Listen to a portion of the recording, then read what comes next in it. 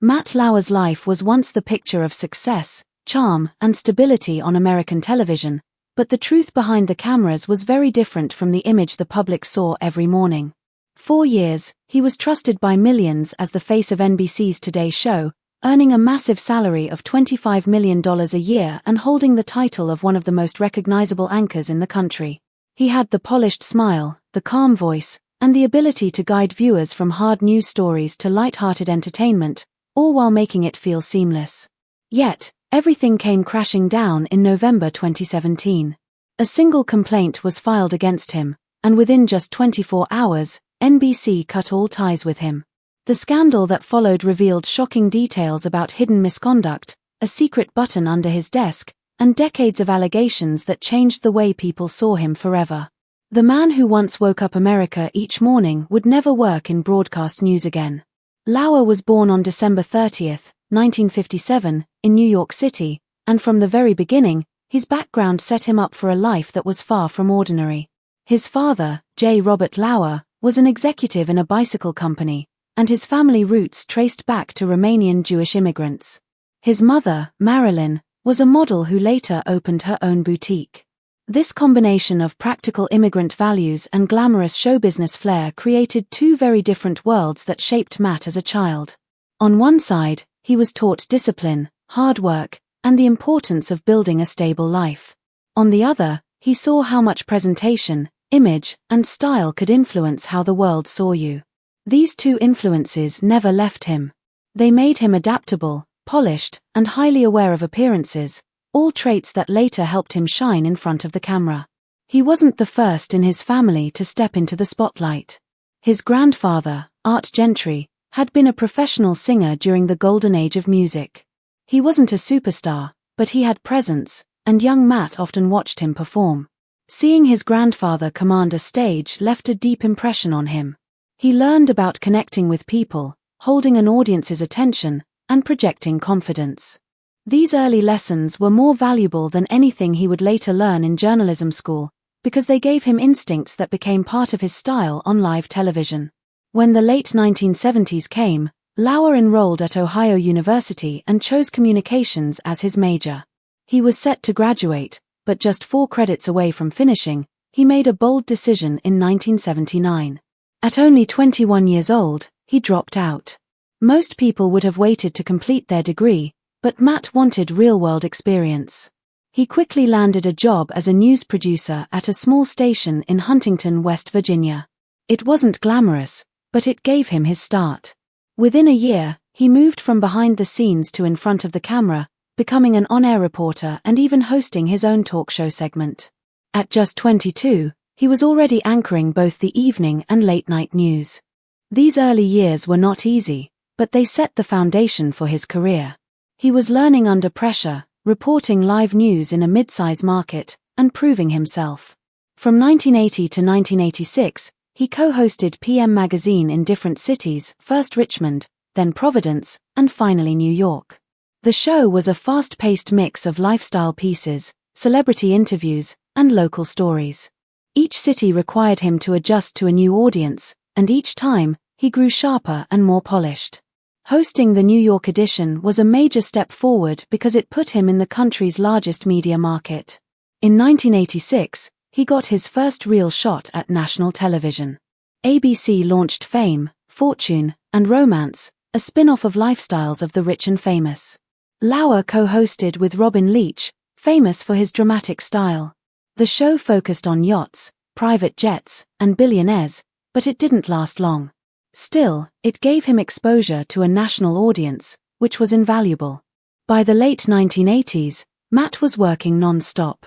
He took on multiple roles across different networks, covering sports for ESPN, entertainment for HBO, and local hosting gigs in Philadelphia and Boston. He was everywhere, constantly flying from one job to another, barely sleeping but building a reputation as someone who could do it all.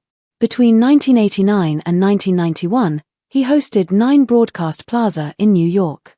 It was a live 3-hour daily show, and while it gave him visibility, he didn't always agree with the direction producers were taking it. They leaned into the early 90s trend of shock TV, with wild guests and sensational stunts, and Matt wasn't comfortable with it. He eventually walked away, refusing to compromise his standards, even when he was still trying to make a name for himself. That decision showed he was willing to risk losing work rather than take part in something he didn't believe in. By 1992, his career was shaky, and he was nearly broke. He was close to bouncing a rent check when WNBC gave him another chance. He was hired as co-anchor of Today in New York with Jane Hansen, an early morning show. The job saved him financially and put him back on track.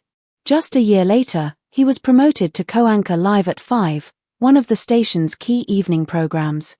Sometimes, he appeared on 3 NBC shows in the same day, working exhausting hours but impressing executives with his reliability and charisma. These years of hard work caught the attention of NBC leaders, and soon he was filling in for national broadcasts like Weekend Today, NBC News at Sunrise, and even NBC Nightly News. In January 1994, his consistency paid off when he became the official news anchor for the Today Show. The program was struggling at the time, losing ground to Good Morning America. NBC needed new energy, and Matt brought it. His approachable warmth made viewers feel like he was part of their morning routine.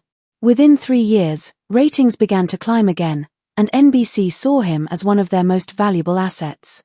But even while his fame grew, there was something personal he hadn't finished: his college degree. Nearly 20 years after leaving Ohio University, Matt returned in 1997 to complete the 4 credits he had left behind. At age 39, he not only finished his degree but also gave the commencement speech for that year's graduating class. He later said that moment gave him more pride than many of his career milestones. By the late 1990s, Matt Lauer had become a household name. He built strong on-air chemistry with his co-hosts, especially Katie Couric. Their playful banter, teasing, and natural connection made the Today Show feel fresh and entertaining. Viewers loved their chemistry, and ratings reflected it. Lauer wasn't just delivering news, he was making mornings feel lighter and friendlier. Still, he proved he could handle serious stories with equal skill. During tragedies like the Oklahoma City bombing in 1995, he shifted from light conversation to delivering difficult news with a steady, reassuring presence. His coverage of the O.J. Simpson trial also showed his ability to walk the line between serious reporting and accessible storytelling for a wide audience. These moments solidified his credibility not only as a morning personality but also as a trusted journalist. From there, his career reached even greater heights. He covered presidential elections, wars, royal weddings, and major global events. NBC marketed him as both relatable and authoritative, the perfect blend for a morning anchor. For years, his face was one of the first things millions of Americans saw when they turned on their televisions. But all of that success hid a darker reality. While he was admired in public, accusations about his behavior behind the scenes eventually surfaced. When the first complaint was filed in 2017, NBC moved quickly, and within a day, he was gone. In the days that followed, shocking details came out: allegations of misconduct, a secret button under his desk to lock his office door, and stories from multiple women that stretched back decades. The man who once seemed untouchable was suddenly disgraced. His career ended overnight, and his reputation crumbled. For Matt Lauer, the fall was swift and permanent. Once celebrated as the most trusted anchor in America, he became a symbol of betrayal and abuse of power. His story is a reminder of how quickly public trust can vanish, and how the truth eventually catches up with even the most polished image. His rise from a struggling young reporter in West Virginia to one of the highest-paid anchors in the world was remarkable, but his downfall was equally dramatic. Today, he lives in near isolation, far from the spotlight that once defined him. The legacy he leaves behind is complicated, part of it marked by decades of professional success, and part of it forever shadowed by the scandals that ended his career. Matt Lauer's career began with small steps that later grew into something much larger than anyone expected. His early years on television showed he wasn't just there for casual conversations or light moments. He was building a reputation as someone viewers could depend on during uncertain times. On January 6, 1997, he was promoted to co-anchor of the Today Show, replacing Bryant Gumbel, who was one of the most respected figures in the industry. The pressure was intense. Millions of eyes were on him during that first week, and people wondered if he could handle such a demanding role. Not only did he survive the test, but he thrived. The ratings that week were the second highest in the show's history at the time, proving that audiences connected not only with the news but with the chemistry between Lauer and Katie Couric. Inside NBC, people nicknamed him the hunk next door, but his appeal wasn't just about looks. He was quick-thinking, sharp, and skilled at guiding interviews in the right direction. Over the next 2 decades, he became the face of morning television, interviewing presidents, world leaders, celebrities, and ordinary people caught in extraordinary events. His influence shaped the future of morning TV for an entire generation. By 1997, he also began expanding into more serious roles.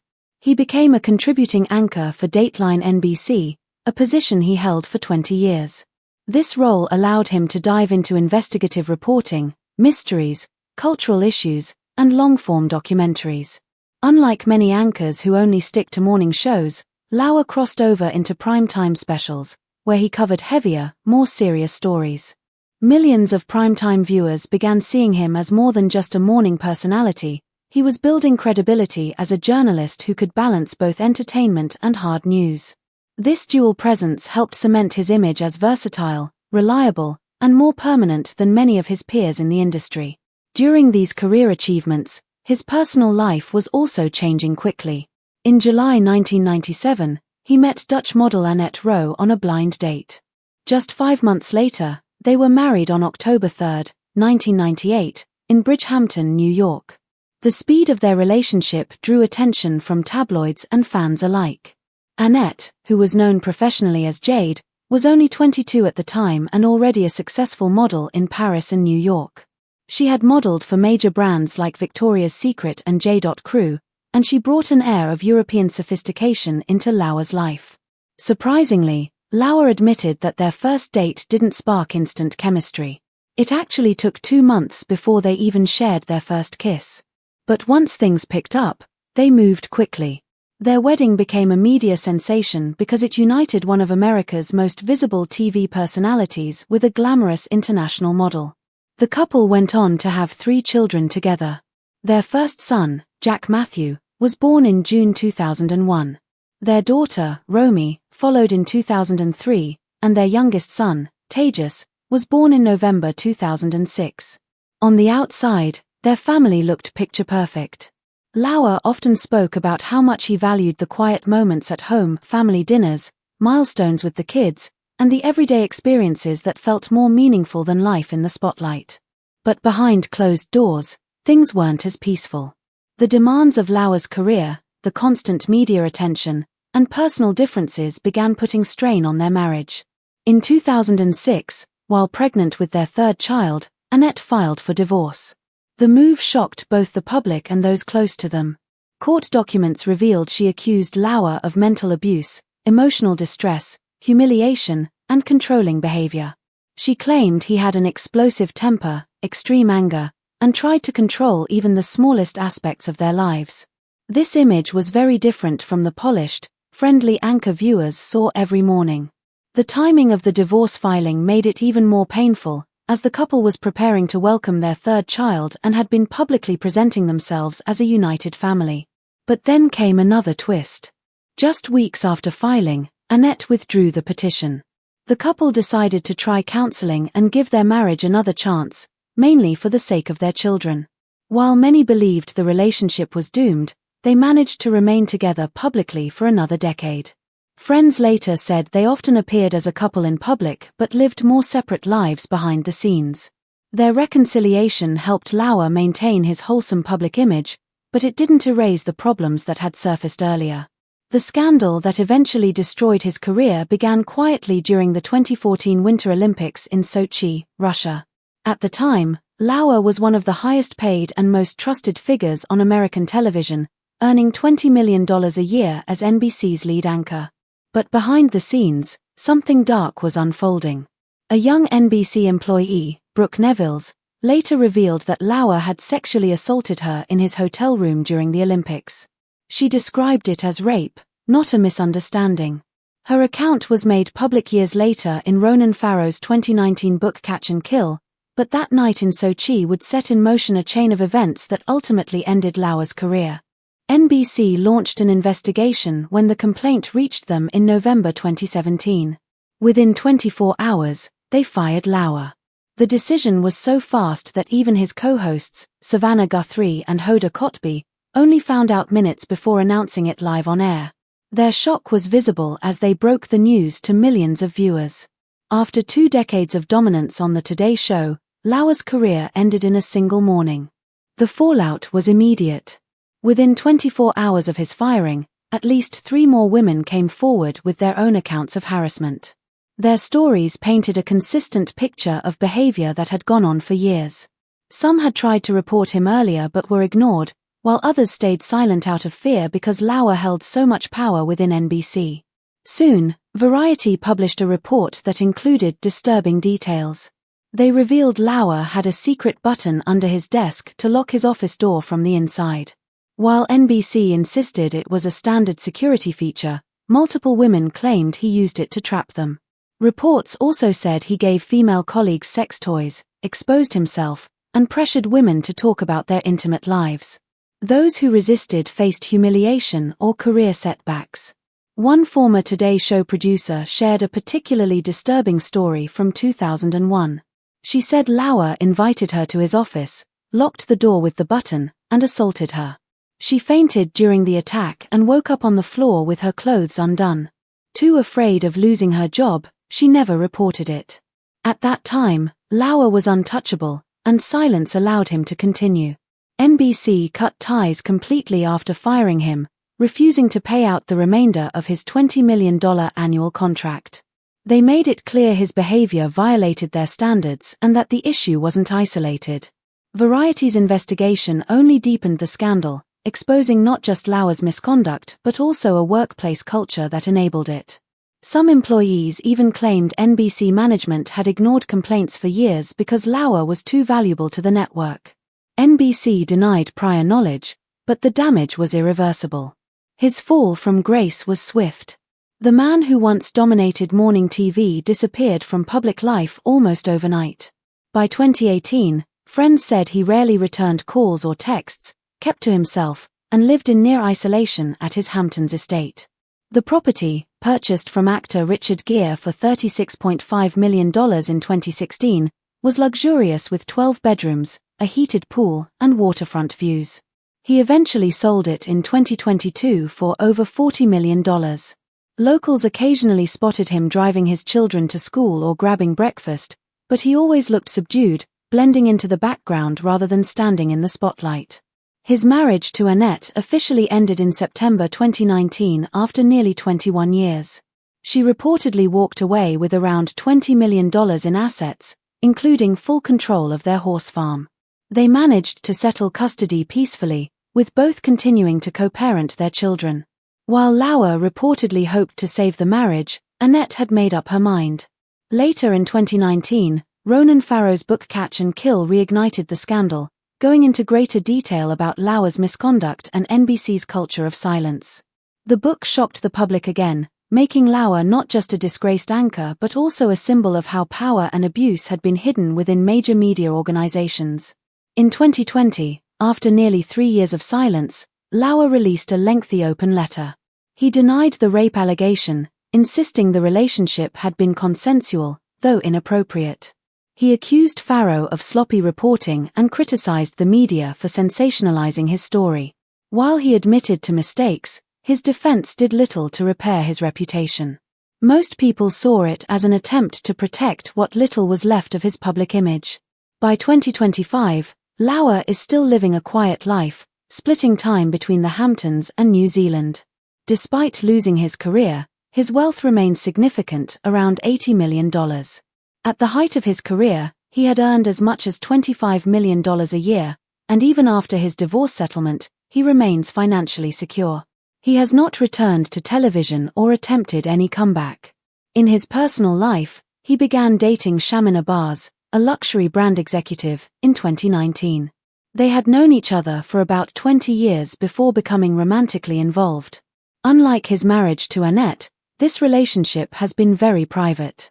Friends describe Baz as supportive, and the couple has quietly enjoyed their life together, away from cameras and headlines. By 2024, Lauer began reconnecting with some old friends after years of isolation. Those close to him say he appears more relaxed and has focused on spending time with his children. He shows no signs of returning to the spotlight and seems content living quietly, far removed from the fame and power he once held. The story of Matt Lauer is a stark example of how quickly power and trust can crumble when abuses are exposed. He went from being one of America's most trusted television personalities to a disgraced figure living in silence. His career, once defined by connection, credibility, and influence, ended in scandal, leaving behind a complicated legacy of professional triumphs overshadowed by personal misconduct.